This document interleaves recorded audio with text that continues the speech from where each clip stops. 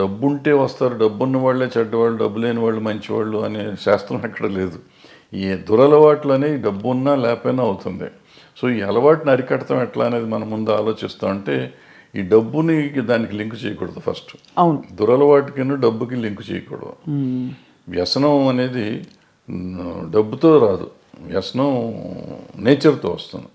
So నేచర్ని control చేయాల్సిన బాధ్యత, నేచర్లో ఉన్న దీన్ని వ్యసనాన్ని కంట్రోల్ చేయాల్సిన బాధ్యత తల్లిదండ్రులకో లేకపోతే ఫ్రెండ్స్కో తీసుకోవాలి బాధ్యత.